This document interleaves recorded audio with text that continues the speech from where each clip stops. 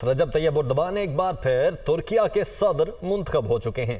رجب طیب Erdogan 52% vote لے کر کامیاب ہوئے ہیں۔ کمال اوغلو رن آف مرحلے میں 48% ووٹ لے سکے۔ رجب طیب اردوان کے حامیوں کا جشن، قوم کی ترقی کا سفر جاری رہے گا، اردوان کی جانب سے یہ کہا گیا ہے۔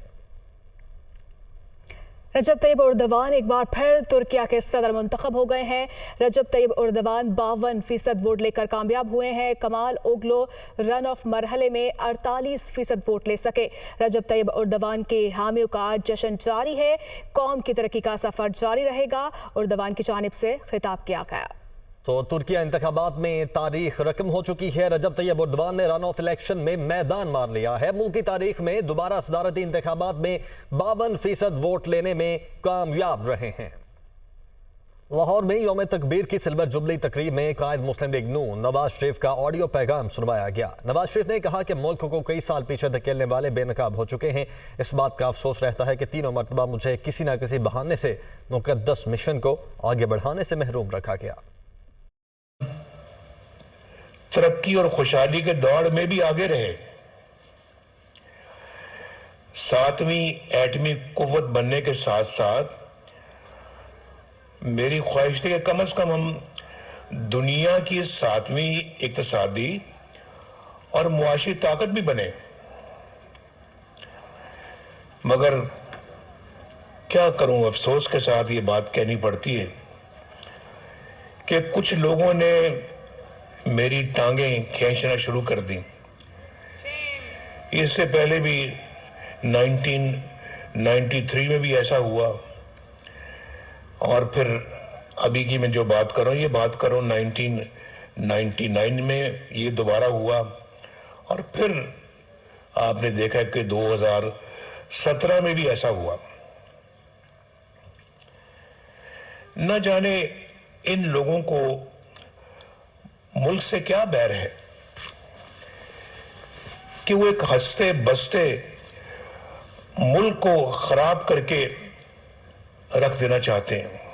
بہنوں اور بھائیوں، میرے بچوں، اللہ تعالیٰ نے جب بھی موقع دیا ہے میں نے دل و جان کے ساتھ آپ کی خدمت کی ہے، بڑے خلوص کے ساتھ، بڑی محبت کے ساتھ اپنی قوم کو اپنی اولاد سمجھا ہے، اپنے بزرگوں کو اپنا بزرگ سمجھا ہے، لیکن مجھے اس بات کا افسوس رہتا ہے اور از حد افسوس رہتا ہے کہ تینوں بار مجھے کسی نہ کسی بہانے اس مقدس مشن کو آگے بڑھانے سے محروم رکھا گیا، اور محروم رکھا بھی گیا اور کر بھی دیا گیا۔ اس دن کے اوپر ہم چل نکلے تھے، اس پٹری پہ ہم جا رہے تھے، لیکن بدنصیبی ہے کہ اس پٹری سے اتارنے والے بھی انفارچونیٹلی اسی معاشرے میں موجود ہیں۔ انشاءاللہ وہ دن ضرور آئے گا، اب بھی آئے گا انشاءاللہ۔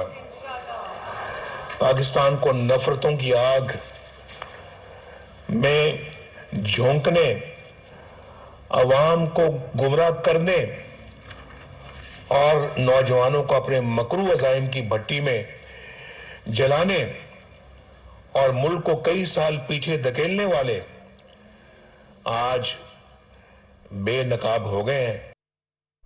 وزیر داخلہ رانا ثناء اللہ کہتے ہیں مذاکرات سیاستدانوں سے ہوتے ہیں اور عمران خان میں سیاستدانوں والی کوئی بات نہیں۔ 9 مئی کے واقعات میں ملوث افراد کو قرار واقعی سزا ملے گی۔ اب اس فتنے کو ووٹ کی طاقت سے مائنس نہ کیا گیا تو یہ ملک کو حادثے سے دوچار کر دے گا۔ وہ فیصل آباد میں ریلی سے خطاب کر رہے تھے۔ نوجوانوں کو اس نے نفرت کی آگ میں اندھا کر دیا، انہیں یہ معلوم نہیں پڑا کہ وہ احتجاج کرنے کے لیے کس طرف جا رہے ہیں، اور انہوں نے ایک ایسے گھر میں داخل ہو کے جس گھر میں قائد اعظم محمد علی جناح رہتے رہے، جو ان کی ملکیت تھا، انہوں نے بعد میں اپنی پاک فوج کو عطیہ کر دیا، اور وہاں پہ اس پورے ایریا کے कोर कमांडर जो है वो एक पूरे एरिया को जो है वो उसका दिफा का जिम्मेदार होता है। उसके घर में ये लोग दाखिल हुए, हर चीज को लूटा, पहले लूट मार की। आप इनका करैक्टर देखें, आप इनकी सूरत हाल देखें। पहले हर चीज को लूटा और उसके बाद आग लगा दी। अब कहता है जी मेरे साथ मुज़ाकरात कर लो। भाई तुम्हारे साथ किस बात के मुज़ाकरात करें? तुम तो बेशर्म आदमी, तुमने तो अभी तक इस अमल की जो है वो खुल के मजम्मत भी नहीं की। नून लीग के रहनुमाओं ने जिन्ना हाउस लाहौर का दौरा किया। मीडिया से गुफ्तगू करते हुए ख्वाजा साद रफी का कहना था कि जिन्ना हाउस में केमिकल से आग लगाई गई। तहरीक इंसाफ पर पाबंदी की कोई बात मेरे इल्म में नहीं। बाबा कौम की मीरास को माफ़ करने के लिए तैयार नहीं है और उनके यहाँ पे सीनियर लोग मौजूद थे। ये नहीं थे कि लौंडे लपाड़े थे, उनकी सारी लीडरशिप बाहर खड़ी थी, अंदर उनके टिकट होल्डर्स मौजूद थे। सबको ये अच्छी तरीके से पता है कि ये जना हाउस है, यहाँ कायदे आज़म का ये घर रहा है, ये कोर कमांडर हाउस है और इसकी अपनी एक सेंटिटी है। लेकिन इसके तकद्दुस को इस बुरे तरीके से पामाल किया गया कि राख के ढेर है जगह जगह पे और कलेजा मुंह को आता है इसकी हालत देख के। और बतौर कोर कमांडर हाउस मुझे ये बताएं कि जो हमारे सरहदी मुहाफिज हैं उनके सबसे बड़े अफसर की ये ऑफिशियल रेजिडेंस है। ये बात भी सबको पता है और हम एक सरहदी शहर में रहते हैं। लाहौर वालों को इसका बड़ा तजर्बा है। आप एक ऐसे शहर में रहते हैं जो बिल्कुल बॉर्डर के ऊपर है और हम जंगों का मज़ा चख चुके हैं यहाँ पे। तो आप एक अहम तरीन फ़ौजी जर्नैल के घर को जो हिफाजत करते हैं कई सौ किलोमीटर तक बॉर्डर्स की, आप उसके घर को इस तरह ताराज कर सकते हैं? मैंने वो वीडियो भी देखी है जिसमें कोर कमांडर साहब, उनका बच्चा टीनेजर और उनकी अहलिया मुहतरमा खड़े हैं और बदतमीज़ी उनके साथ की जा रही है। ये किस तरह के लोग हैं मुझे बताएं। जहांगीर तरीन से पीटीआई के साबिक रहनुमाओं की मुलाकातों और राबितों में तेजी आ गई। पाकपतन से साबिक एमएनए मोहम्मद शाह खग्गा और साबिक रुकने पंजाब असम्बली सईद अकबर नवानी ने मुलाकात की, जबकि पीटीआई के हमख्याल चीना ग्रुप ने भी इमरान खान से राहें जुदा करने का फैसला कर लिया है। लियाकत अली की रिपोर्ट देखिए। सियासी मंजरनामे पर तहरीक इंसाफ में खज़ां का शदीद मौसम। पीटीआई को छोड़ने वालों में तेजी आ गई। छोड़ने वाले जहांगीर तरीन से राब्तों और मुलाकातों में मसरूफ। पाकपतन से साबिक एमएनए मोहम्मद शाह खग्गा, साबिक रुकन पंजाब असम्बली सईद अकबर नवानी ने जहांगीर तरीन से मुलाकात की। वज़ीर-ए-आज़म के मामले खुसूसी ओन चौधरी भी मुलाकात में शरीक हुए। इसी तरह जहांगीर तरीन से पीटीआई के इस्लामाबाद से साबिक सीनियर रहनुमा डॉक्टर अमजद ने मुलाकात की। राय के मुताबिक जहांगीर तरीन जल्द नई सियासी जमात का ऐलान करेंगे। दूसरी जानब साबिक सूबाई वज़ीर मलिक ज़फ़र अब्बास छीना की क़यादत में हम ख्याल छीना ग्रुप का पीटीआई को छोड़ने का फैसला। हम ख्याल छीना ग्रुप में पाकिस्तान तहरीक इंसाफ के 19 टिकट होल्डर शामिल हैं। ज़फ़र अब्बास छीना ने पंजाब के मुख्तलिफ अज़ला से हम ख्याल छीना ग्रुप के रहनुमाओं को लाहौर बुला लिया। पीर के रोज अपने आइंदा लाहे अमल का ऐलान करेंगे। तहरीक इंसाफ की साबिक एमपीए नादिया अजीज ने भी पार्टी से उड़ान भर ली। इस्लामाबाद में प्रेस कॉन्फ्रेंस करते हुए उनका कहना था कि वो 9 मई के वाक़यात की मजम्मत करती हैं। इस किस्म की सियासत का जारी रखना उनके लिए मुश्किल है। पाकिस्तान तहरीक इंसाफ सिटी सरगोदा अपने उहदे से इस्तीफ़ा दे रही हूँ और पीटीआई को छोड़ रही हूँ और वक्ती तौर पे मैं सियासत से किनारा कशी इख्तियार कर रही हूँ। 9 मई को जो हमारे मुल्क में वाक़यात पेश आए, मैं उसकी मजम्मत करती हूँ और मैं समझती हूँ कि ये हालात और ये वाक़यात जो हैं ये मुल्क की सियासत के लिए और मुल्क की सालमियत के लिए अच्छे नहीं हैं और इन हालात में और इस सिनेरियो में मेरा सियासत को कंटिन्यू रखना नामुमकिन है। मैंने हमेशा बहुत साफ़ सुथरी पॉलिटिक्स की है, तशद्दुद से पाक सियासत की है और इस किस्म की सियासत जो इस वक्त हो रही है, इस सिनेरियो में सियासत कंटिन्यू नहीं कर सकती और मैं वक्ती तौर पे सियासत से रिटायरमेंट का ऐलान करती हूँ। पाक फ़ौज हमारी हमें अपनी जान से प्यारी है और उसकी इज़्ज़त पे कोई हर्फ आए वो हमें किसी सूरत भी कबूल नहीं है और मैं समझती हूँ कि पाकिस्तान की सालमियत और इस्तेहकाम जो है वो पाकिस्तानी फ़ौज की वजह से है। साबिक वज़ीर-ए-आज़म इमरान खान के मुआवने खुसूसी तारिक महमूद उल हसन ने पीटीआई को खैरबाद कह दिया। 9 मई के वाक़यात रोकने में पीटीआई की आदत बुरी तरह नाकाम हुई, ये कहना है तारिक महमूद उल हसन का। मैं तहरीक इंसाफ छोड़ने का ऐलान करता हूँ, उनकी जानिब से ये कहा गया है।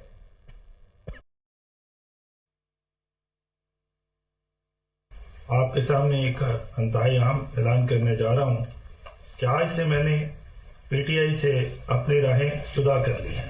سابق وزیر اعظم کے معاون خصوصی برائے اوورسیز پاکستانی اور اوورسیز کمیشن پنجاب کے 2 بار سربراہ کی حیثیت سے پچھلے چند سالوں میں پاکستان اور بیرون ملک پاکستانیوں کی خدمت میرے لیے اعزاز کی بات تھی۔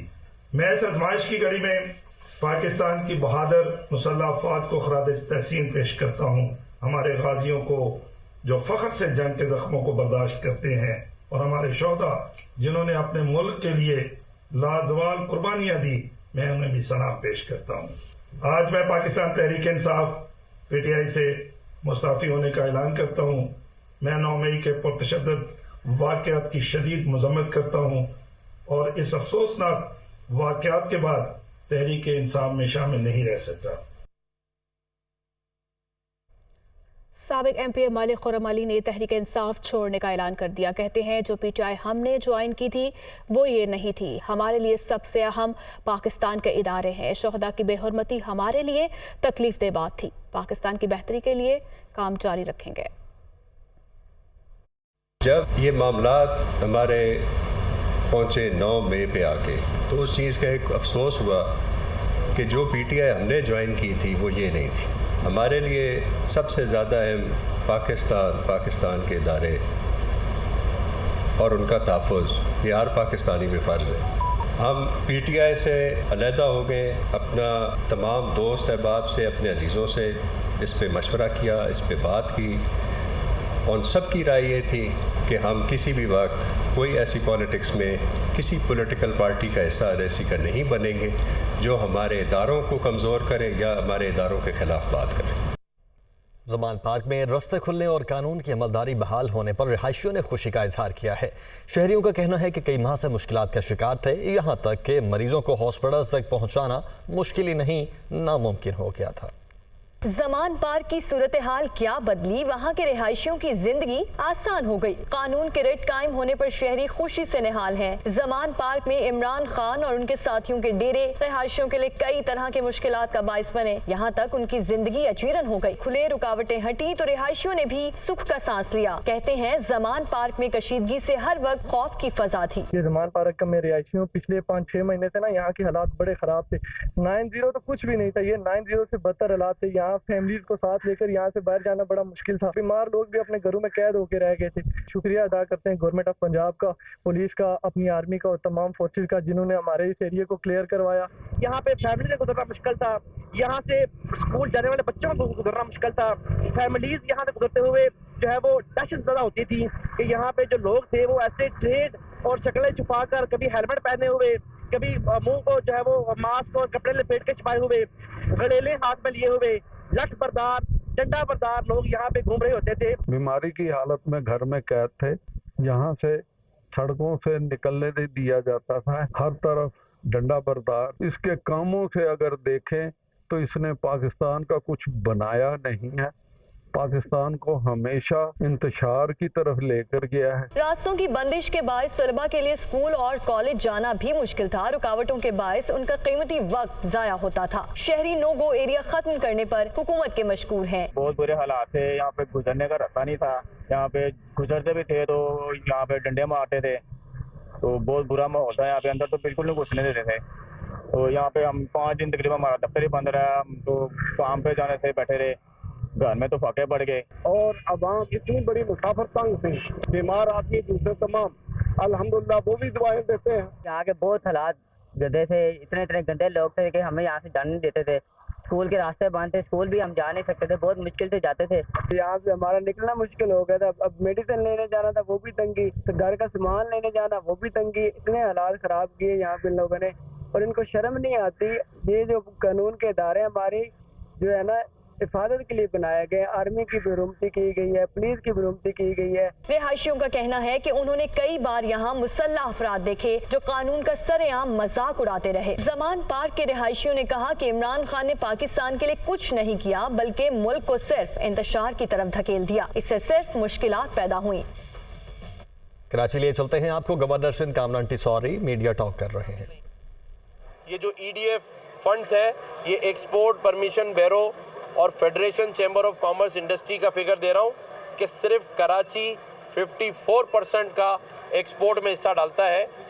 तो आप ये समझें कि उस शहर की बसें जो कि उसे पिछले कई सालों से नहीं मिली, लेकिन जब मिली तो इमरान खान के कहने पे उसे भी आग लगा दी गई।